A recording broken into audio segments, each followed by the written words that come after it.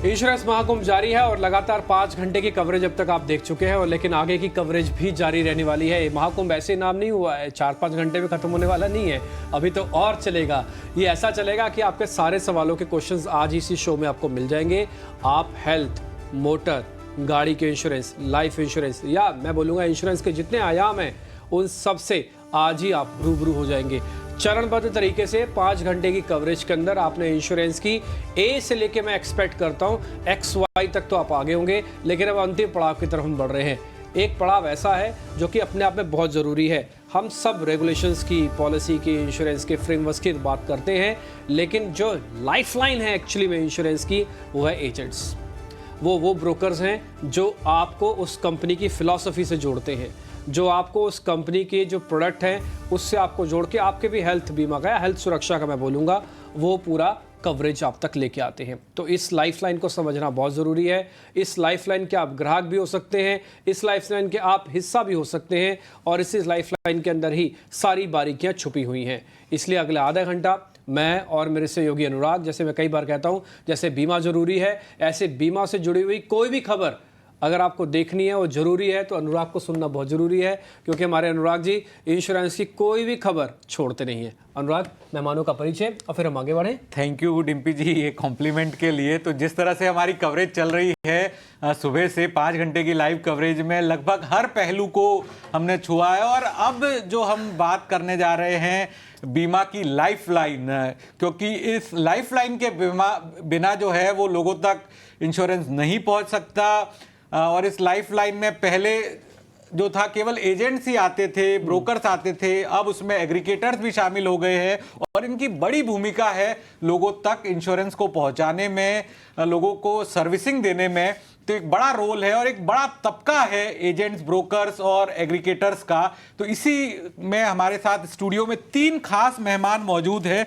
Rajiv Gupta president है PB fintech के, दूसरे हैं केसी लोकेश, कन्वेनर है confederation of general insurance association of India, जो एक बड़ा संगठन है देश भर के जो जनरल इंश्योरेंस के सेक्टर के जो एजेंट्स हैं, और तीसरे हैं हमारे साथ R Balasundaram, secretary general insurance brokers association of India. तो आप तीनों मेहमानों का बहुत बहुत शुक्रिया हमारे साथ जुड़ने के लिए, वक्त निकालने के लिए। आप बेंगलोर से आए हैं केसी लोकेश जी, ऑल द वे फ्लाइट से, आप है दिल्ली से आए हैं, और सर तो मुंबई की है, बट सैटरडे को आज हमारे साथ जुड़े स्टूडियो में आए। यही है ना भागता भारत की, जिसे कहते हैं ना अनेकता में एकता। दिल्ली, बेंगलुरु, मुंबई, सब लोग हैं। मैं खुद दिल्ली से ट्रैवल होकर, हाँ, आप खुद दिल्ली से, अनुराग जी भी है हमारे साथ है। तो इसलिए इस शो की बहुत ही खासियत है, एक एक चीज़ हम बहुत सजो के आपके लिए लेके आ रहे हैं ताकि आपका हित, आपका मंगल हो पाए।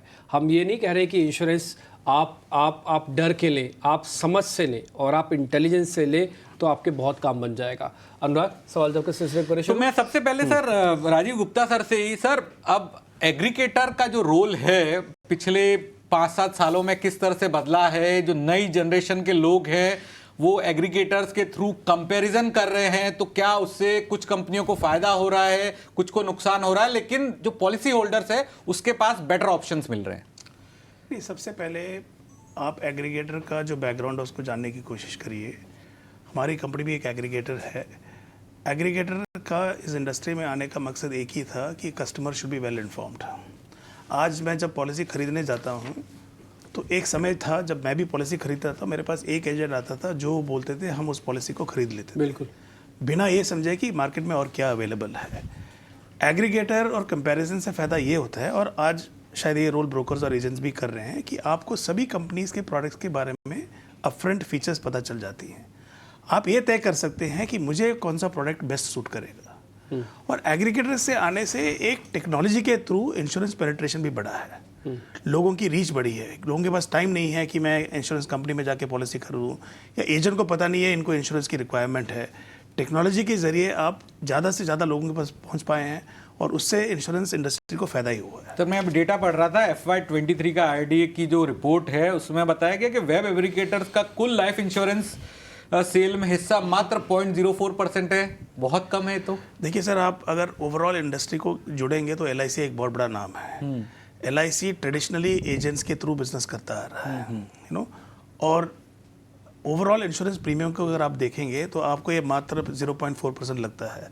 पर अगर आप सिर्फ प्रीमियम्स देखेंगे एक कंपनी का, मैं अपनी कंपनी का जिक्र करता हूँ, we are the 5th largest insurance company by size if I only look at my premium. Okay, so combining all, so penetration बढ़ता है, रीच बढ़ती है। आज इतने एग्रीगेटर्स मार्केट में नहीं है। India is a big population. India में टीयर 1 सिटी में आज ज़्यादा फोकस है, टीयर 2 टीयर 3 सिटीज़ में फोकस आएगा।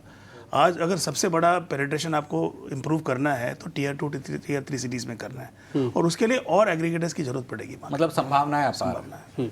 लोकेश सर, मैं आपसे एक क्वेश्चन के साथ शुरुआत करना चाहता हूँ। एक्चुअली मैं इस कार्यक्रम का तीसरी बार हिस्सा बन रहा हूँ, तो तीनों बार में मैंने यही बात बोली कि जो लोगों के सवाल है वो मैं आपसे पूछता हूँ।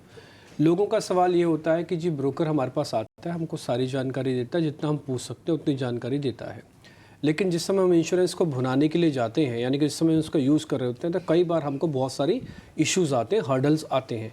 और ये बात जग जाहिर है, ये आपके साथ भी हो सकता हुआ, अगर आप नहीं बताएंगे, अपने परिचय देंगे, तो हो सकता है आपके साथ भी हो। इन सारी प्रॉब्लम्स का आप कोई खाका खींचते हैं बीइंग एज एन कंसिडरेशन, कि आप इसकी लिस्ट बनाते हैं कि ये प्रॉब्लम्स हैं, इन प्रॉब्लम्स को हम सॉल्व करेंगे ताकि भविष्य में ना हो?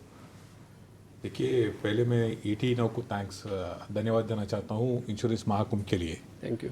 जैसे आपने कहा, बहुत सारे इश्यूज रहता है क्लाइंट का, स्पेशली आप, इट्स नॉट एनी पर्सनली, मैं कुछ बात नहीं कह रहा हूँ। हाँ, it's when an individual agent sells a policy, पूरा वो जानकारी वो पॉलिसी होल्डर को देता है, इंश्योर्ड को देता है। It's not like buying a some grocery और समथिंग ऑनलाइन। तो जान पहचान वाला होता है इंडिविजुअल एजेंट जो होता है, he is connected to the person. So in our cases, specially individual agents के केसेस में ऐसे प्रॉब्लम्स बहुत कम आते हैं, कम आते हैं। And wherever we come across such problems, we take it to the regulator, we take it to the government also, and we see that initial stage पे वो प्रोएक्टिवली उस प्रॉब्लम को कैसे सॉल्व किया जा सकता है, वो उस पर काम कर रहे हैं। जैसे मैं ना अभी गुप्ता जी की बात सुन रहा था कि जैसे फिनटेक कंपनी और कुछ एग्रीगेटर आए हैं, तो आप मेरे को ये बताइए, अब एग्रीगेटर से जो ग्राउंड पे जो पहले से नेटवर्क बचा होता है इंश्योरेंस वालों का, एजेंट्स का था, उसके बिजनेस पे फ़र्क पड़ा है कि उनका बिजनेस और बढ़ गया अवेयरनेस से? डिम्पी जी, आप फिनटेक कंपनी लाइए, वेब एग्रीगेटर लाइए या ब्रोकर आएंगे, कोई भी काम करेंगे, the foot soldiers who are working there are individual agents only. वो कैसे कर रहे हैं? DOSP के माध्यम से कर रहे हैं। मैं एक आंकड़ा बताऊंगा, ये IRD की रिपोर्ट ही है। देश के अंदर लाइफ इंश्योरेंस एजेंट की कुल संख्या है करीब 27 लाख। इसमें 72% पुरुष है, 28% महिलाएं हैं। LIC के ही करीब 13.5 लाख एजेंट है, मतलब हर मोहल्ले में आपको एक LIC एजेंट मिल जाएगा। प्राइवेट लाइफ इंश्योरेंस के एजेंट है 12.5 लाख। फिर जनरल और हेल्थ इंश्योरेंस के एजेंट की संख्या है करीब 19 लाख। तो अभी देखिए, बहुत बड़ी अपने आप में एक, अभी इलेक्शन चल रहे हैं तो आप कह सकते हो वोट बैंक है। वोट बैंक है, ये एक बड़ा वोट बैंक है, इसमें खैर दूर आएगी। और मैं लोकेश सर की बात से बिल्कुल मानता हूँ कि देखिए, आप कुछ चीज़ें ऐसी होती हैं, भले आप ऑनलाइन भी लें, लेकिन उसके अंदर भी आप अपनापन ज़रूर ढूंढते हैं।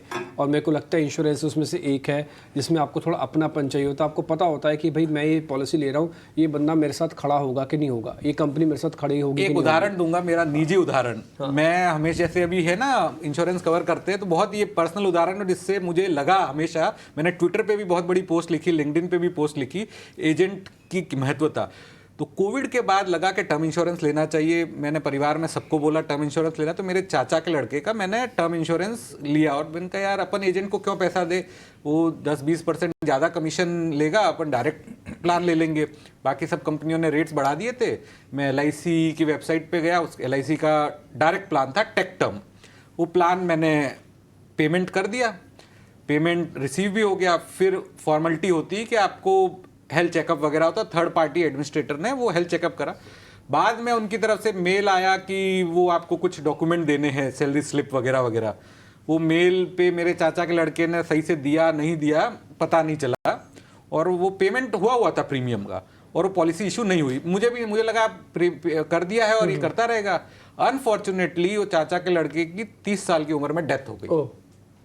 तो वो हमेशा मुझे लगता है कि अगर वही पॉलिसी किसी एजेंट के थ्रू ली होती, तो वो एजेंट उसको पॉलिसी को क्लोज करवा के आपको डॉक्यूमेंट दे के वो पॉलिसी क्लोज करवा के ही रहता। हाँ, कई बार होता था कि 8 बजे की जगह 10 बजे भी फोन कर देते हैं कि आपके डॉक्यूमेंट नहीं आए हैं, मैंने केवल डॉक्यूमेंट प्लीज कर दीजिए। 10% ऐसा है। हाँ प्रीमियम का सोचा, लेकिन 50 लाख रुपए जो क्लेम मिलता वो कुछ नहीं, वो नहीं मिला। ये निजी बात उदाहरण। ऐसे है, अगर कोई अभिकर्ता को ये मालूम लग जाता है उसके क्लाइंट के कुछ प्रॉब्लम है, क्लेम हुआ है, then the individual agent will see to it that his claim is settled and finally he reaches his home safely.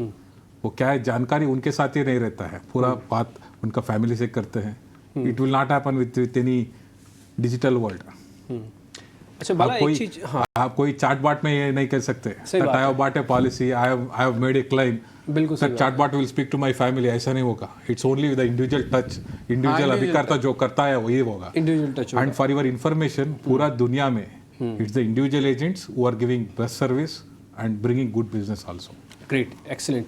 बाला एक चीज़ मेरे को आपसे भी समझनी थी एक्चुअली में, जब भी हम किसी एजेंट से मिले या किसी भी फिनटेक मतलब इंश्योरेंस एग्रीगेटर से हम ले, मैं किसी का नाम नहीं ले रहा, या किसी से भी देखिए, क्या क्या चीज़ें देखनी चाहिए उसके अंदर?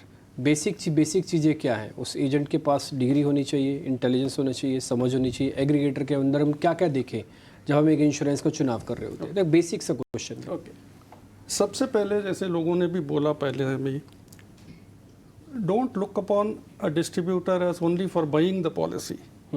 वो रिलेशनशिप बरकरार रहती है during the entire policy period. Yes, so that is very important. तो इसके लिए क्या करना चाहिए, चुनने के टाइम पे आप ऐसा चुनिए सिर्फ जो लोएस्ट प्राइस लाएगा मेरे लिए, उससे नहीं होता है। क्योंकि इंश्योरेंस कंपनी क्या बेचती है, एक वादा बेचती है जिसका आप सैंपल देख नहीं सकते, छू नहीं सकते, और भविष्य में होगा, भविष्य में होगा तो क्या होगा। हाँ, so it is not it's a promise which is being sold, right. Yes. So इसमें ऐसा नहीं है कि जो चीज़ अभी ऑनलाइन में लोग जो खरीदते हैं, my daughters buy big time online, तो क्या करते हैं, पहले जाके दुकान में देख लेते हैं, वो कपड़ा या जूता देख लेते हैं, फिर आके ऑनलाइन में खरीदते हैं। इंश्योरेंस पॉलिसी ऐसी चीज़ नहीं है जिसको आप छू के देख के नहीं बोल सकते, उसका इस्तेमाल होगा भविष्य में अगर कुछ दुर्घटना हुई तो सबसे पहले आपको ये चेतना चाहिए, एक तो चीज़ है कि legally whether he is licensed, the agent is license, the broker is holding a valid license, वो तो आप देख ही लेंगे। फिर आप उसको इवेल्युएट कीजिए, ये कितना बंदा काम कितना जानता है, उसकी जानकारी कितनी है। रिलेशनशिप एक तरह है, मेरा दोस्त होगा, क्लोज दोस्त होगा, उसके लिए मैं उसको दे दूं बीमा और उसकी कुछ जानकारी नहीं हो तो प्रॉब्लम है। तो आपको ये देखना चाहिए first of all whether he is a licensed distributor, he holds an agency licence, he hold a brokers licence, और he is a consolidator, because there are many insurtechs which are in the market जो कभी insurer भी नहीं है, broker भी नहीं है, agent भी नहीं है, ऐसे त्रिशंकु लोग होते हैं। So we should first set that in, and second thing is that you see how much he will be able to help you in time of a claim, how much correct advice वो अपने को दे सकता है, वो बहुत ज़रूरी है। ऐसा नहीं है कि सबसे चीपेस्ट प्राइस वो लाए उसको उसके पीछे हम चले जाए, नहीं, ऐसा नहीं होता है। Insurance is a complex product, how much ever we try to simplify it, ऐसा नहीं होगा कि हम सब समझ लेते हैं। मेरी इस इंडस्ट्री में 40 बरस हो गई है, 40 years in the industry, but मेरा गाड़ी का रिन्यूअल के लिए मैंने जब कोटेशन मंगाई थी, 4 अलग अलग कोटेशन आए, मेरे को समझ में नहीं आता कि इसमें ये कवर्ड है कि ये एक्सक्लूडेड है, क्या है। हाँ, इतने कॉम्प्लेक्स प्रोडक्ट्स हैं। हाँ, एक चीज़ मैं गुप्ता जी से एक्चुअली आपने जो पॉइंट छोड़ा ना सर, वहीं से शुरू करता हूँ। मैंने भी पॉलिसी पीबी फिनटेक से ली है, तो ये क्लियर कर देता हूँ ऑन एयर ही, है ना। मैंने भी पॉलिसी पीबी फिनटेक से ली है। सर मैं बताऊँ, कई बार क्या होता है ना, आप पॉलिसी से जब आप कंपेयर करते हो ना, तो आपकी कन्फ्यूजन दूर कम होती है, कन्फ्यूजन बढ़ ज़्यादा जाती है कि भाई ये ले कि ये ले। अब कई बार लगता है कि ये छोड़ देते हैं, ये कितना ज़रूरी होगा, कितना ज़रूरी नहीं होगा। तो कोई रैशनैलिटी हो सकती है कि या कोई, जैसे आपके पास तो इससे मल्टीपल केसेस आते होंगे ना कि स्विच भी करते होंगे लोग। देखिए, मैंने जब बोला कि कंपैरिजन आपको मिलता है सिर्फ उन कस्टमर्स के लिए समझने के लिए कि क्या क्या अवेलेबल है मार्केट में, पर हम वहीं पर बात को छोड़ते नहीं। आपने पीवी फिनटेक का नाम लिया है, हमारे कॉल सेंटर से तुरंत आपको कॉल जाता है कि आप मोटर इंश्योरेंस पॉलिसी देख रहे थे और क्या मैं आपकी मदद कर सकता हूँ। तो आपको अगर देखते वक्त कुछ दुविधा हो, समझने में दुविधा हो, तो आप उनको पूछ सकते हैं कि मैं ये पॉलिसी देख रहा हूँ, इसमें क्या जीरो डेप्रिसिएशन कवर्ड है, इसमें ये फीचर है, इसमें ये फीचर नहीं है, इसमें एड ऑन और मैं क्या क्या ऐड कर सकता हूँ। तो कंज्यूमेबल्स एक फीचर होता है गाड़ी लेते वक्त कि उसको ऐड कर सकता हूँ। तो you can clarify all your doubts. जब आप किसी चीज़ को टिक करते हैं, मुझे इंश्योरेंस लेते वक्त ये चीज़ें चाहिए, तो आपको उन फीचर्स के साथ ही कंपैरिजन आता है। तो अगर आपको कोई भी दुविधा हो, कन्फ्यूजन हो, तो उस कॉल सेंटर एग्जीक्यूटिव के थ्रू आप उस क्लैरिफिकेशंस को सीख कर सकते हैं। उसके अलावा मार्केट में आप इसको रिकन्फर्म कर सकते हैं।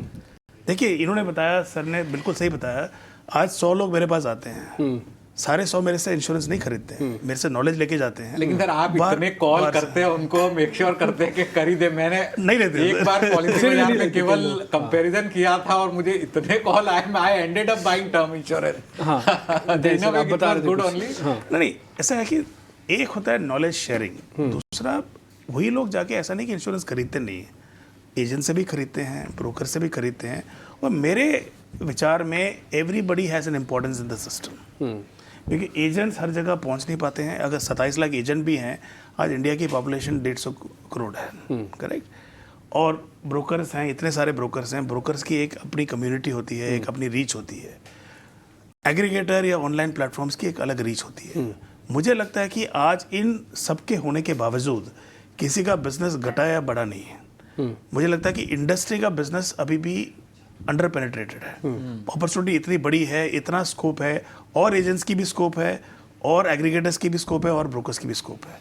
अगर आप फोकस करें कि मैं इंडिया में इंश्योरेंस फॉर ऑल की तरफ फोकस करूं, तो मुझे लगता है सभी का एक बहुत इंपॉर्टेंट रोल है।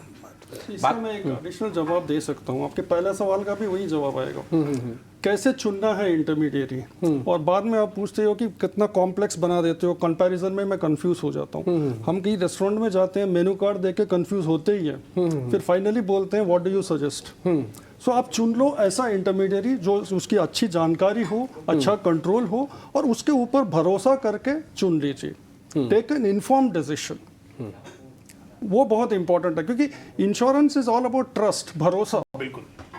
आपको अपने एजेंट के ऊपर, ब्रोकर के ऊपर, फिनटेक या कोई भी इंटरमीडिएट के ऊपर भरोसा होना चाहिए। इंश्योरेंस कंपनी के ऊपर भी भरोसा होना चाहिए, which is all the more important. Sir, ये 28% मैं देख रहा हूँ कि हेल्थ इंश्योरेंस का जो आपका कुल कारोबार है वो 28% ब्रोकर्स के थ्रू। तो ये कौन सी टारगेट ऑडियंस है 28% जो ब्रोकर्स जिनको कर रहे हैं कवर? ये ब्रोकर्स का जो हेल्थ इंश्योरेंस का ज्यादातर टारगेट है group health insurance, group health. It is not the retail health, because retail brokers का एम्प्लॉई है, हमारी कंपनी लेती है, कंपनी लेती है, पॉलिसी कंपनी लेती है सभी एम्प्लॉयज के लिए।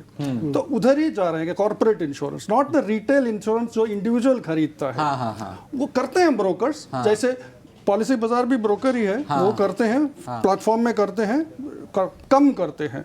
That is an area which is mainly for the agents. Agents do big time in that. तो ब्रोकर्स की फोकस है ग्रुप हेल्थ। ओके सर, एक चीज़ मेरे को आपसे और समझनी है, जो भी आपके ब्रोकर्स होते हैं, जिनको भी आप लाइसेंस करते हैं या देखते हैं, उनको टाइम टू टाइम अपग्रेडेशन होता है इनका? टाइम टू टाइम अपग्रेडेशन कहने का मतलब एजेंट्स का माफ कीजिए कि जैसे मान लीजिए कोई नया रेगुलेशंस आया, कुछ नई चीज़ आई है, कुछ नया अपडेट आया, तो इनका टाइम टू टाइम आप इंश्योर करते हैं या खुद से स्टडी करते हैं, कैसे होता है? कंपनीज का 3 साल, हर एक 3 साल को आपको लाइसेंस रिन्यूअल कराना पड़ता है। There will be companies will be conducting trainings, okay, periodical trainings होता रहता है। And to add to mister Bala and sir, if you speak to some of the HNIs or any clients who are having multiple vehicles, आप उनसे पूछेंगे तो वो बोलेंगे एक पर्टिकुलर इंटरमीडिएट का नाम लेंगे, या अभिकर्ता का, या ब्रोकर का नाम लेंगे। They are doing all over, they are taking care of insurance. कौन सा कंपनी से है उनको पता नहीं है। एग्जैक्टली, दे विल से वो जो एजेंट है वो देख रहे हैं, पूरा बीमा उनके पास है। सर, बीमा सुगम अब आने वाला है, तो इसको कितना बड़ा चैलेंज मान रहे हैं? क्योंकि जिस तरह से अमेजॉन ऑफ इंश्योरेंस कहा जा रहा है आईडी के द्वारा कि सब कुछ उससे ही हो जाएगा, तो फिर एजेंट का काम क्या बचेगा? अनुराग जी, आई थिंक मेरे से बेहतर आप जानते हैं, और क्यों कवर्ड बीमा सुगम एक्सटेंसिवली। नहीं, क्योंकि सब कुछ है उसमें, आधार कनेक्टेड है, पॉलिसी कनेक्टेड है, क्लेम सर्विसिंग, सब कुछ Amazon of insurance. Sir, according to the reports available, it's going to be a game changer for the industry. And we are hopeful that government and regulator will not hamper anyone's business, whether it's agent or broker or web aggregator. Okay sir, आपसे बाला sir, जिस तरह से EOM के single limit के rules आए हैं general insurance space के अंदर, तो ये कितना आपको ब्रोकर्स को कितनी फ्लेक्सिबिलिटी दे दी है प्रीमियम एक्वायर करने में? सी ब्रोकर का रियल वैल्यू तब पता चलेगा जब टोटली फ्री मार्केट हो, ओके, प्राइसिंग भी फ्री हो, डी टैरिफिंग की है। वही मैं उसका ही आ रहा हूँ। अभी अप्रैल 1 से तो टैरिफ वर्डिंग्स भी निकाल दिया, तो ब्रोकर्स के लिए बहुत अच्छा है। फिर भी I will add a caveat, जो ब्रोकर समझता है उसके लिए बहुत अच्छा है, क्योंकि ऐसा नहीं है कि मैं कुछ भी वर्डिंग दे के जाऊँ और इंश्योरेंस कंपनी मुझे दे देगी, नहीं होता, ऐसा नहीं होगा।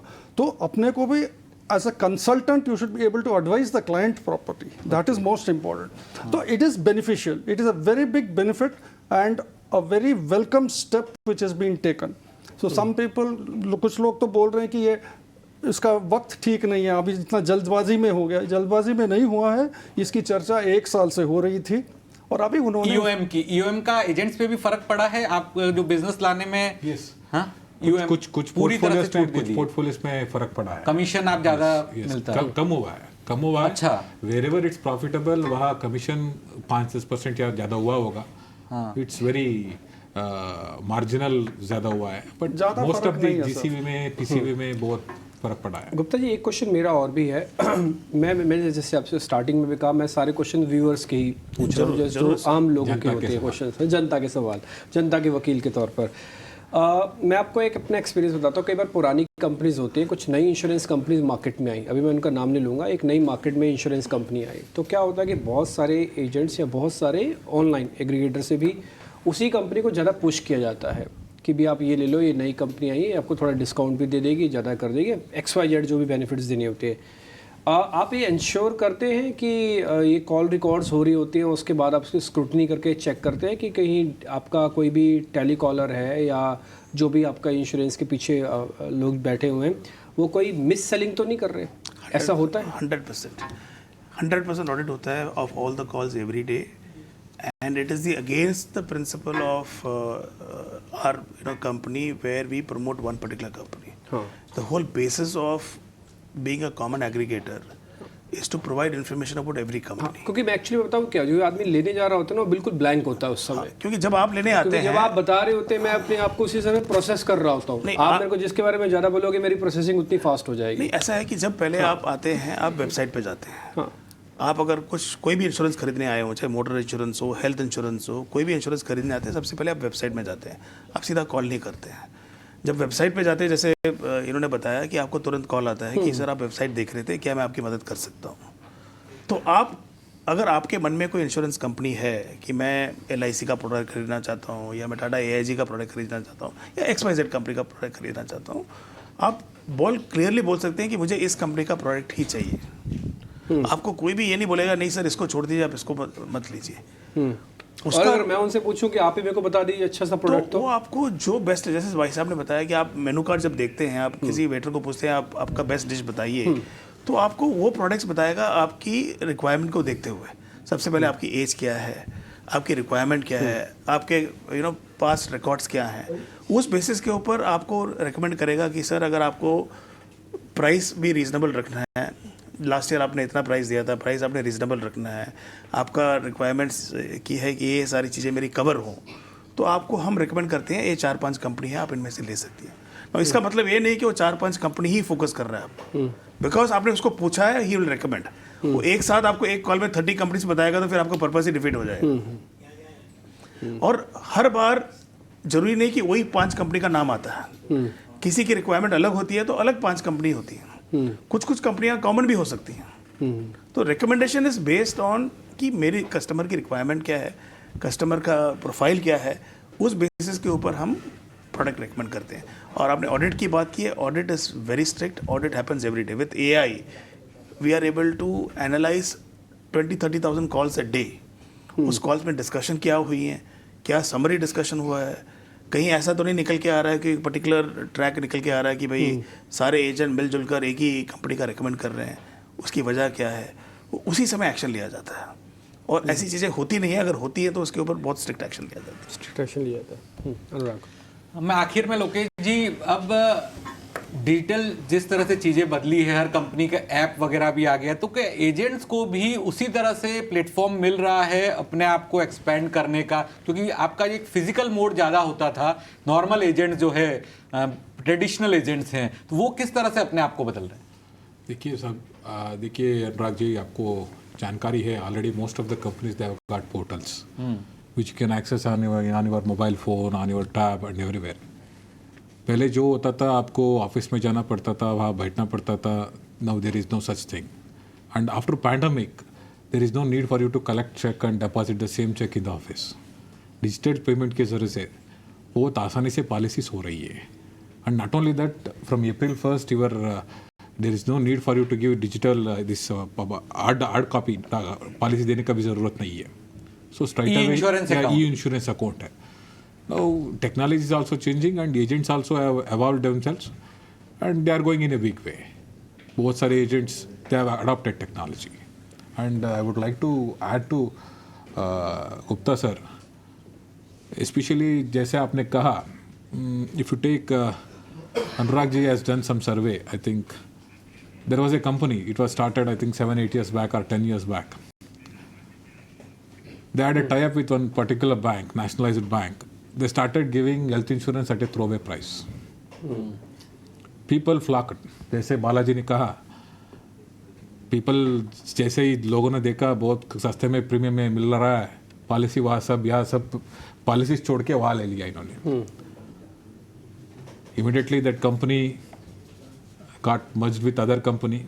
बैंक का tie-up change हुआ and people who were paying 8,000, 10,000 premium, now they have ended up with 80,000, 90,000 premium and none of the companies are ready to accept their policy as a retail policy.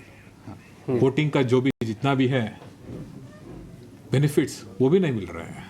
ठीक, insured को भी वो भी जागरूक होना रहना चाहिए। सस्ते में पॉलिसी मिल रहा है आपको, आप ले लेंगे, आज के लिए सही है बिल्कुल, but after health insurance is a long term policy, 5 years, 10 years, 20 years, what will happen nobody nose. ठीक है। नहीं मैम, तो ये बात अब सुबह से ही लोकेश जी बात बोल रहे हैं कि बीमा जरूरी है, ये तो है ही है, बल्कि नीयत साफ होना भी बहुत ज़रूरी है। ये हर पार्ट पे होना चाहिए। जिनको बेचना उनकी भी नीयत साफ हो, जिनको खरीदना उनकी भी नीयत साफ हो कि भाई मेरे ये प्रोडक्ट है और मेरे को ये खरीदना है। बेचने और खरीदने वालों की अगर नीयत साफ है तो मेरे को लगता है सेक्टर्स भी साफ हो जाएगा। जो थोड़े बहुत अभी मिस सेलिंग वगैरह हो रही है इसमें कुछ ज़्यादा दिक्कत की बात नहीं है। Lokesh sir thank you very much, आज आप आए स्टूडियोज़ में, अच्छा लगा आपसे बातचीत करके। बाला थैंक यू वेरी मच, आज अपने टाइम निकाला। Gupta ji thank you very much. आपसे तो मैंने खैर पॉलिसी ली हुई है, तो खैर बहुत बहुत शुक्रिया, थैंक यू वेरी मच आज समय देने के लिए। मैं आपसे एक रिक्वेस्ट करूंगा कि हम जो कार्यक्रम की शुरुआत कर रहे हैं वो बीमा ज़रूरी है के नारे के साथ कर रहे हैं। तो अभी मेरे प्रोड्यूसर साहब मेरे को 1 2 3 करके बोलेंगे, तो जब वो 3 मैं बोल दूंगा तो आप सभी मेरे साथ एक बात साथ ही बोल देंगे नारे के फॉर्म में कि बीमा ज़रूरी है। ठीक है, तो प्रोड्यूसर साहब दीजिए मेरे को कमांड। अनुराग भी होंगे हमारे साथ, तो हम सब 500 के 500 यहाँ पे बीमा ज़रूरी है, ये स्वदेश की जो मुहिम है इसी के साथ आगे चल रहे हैं। तो 1 2 एंड 3 बीमा जरूरी है। बहुत बहुत शुक्रिया, थैंक यू वेरी मच। और ये महाकुंभ है, ध्यान रखिएगा, ये अभी खत्म नहीं हुआ, अभी और भी है छोटे से ब्रेक के बाद।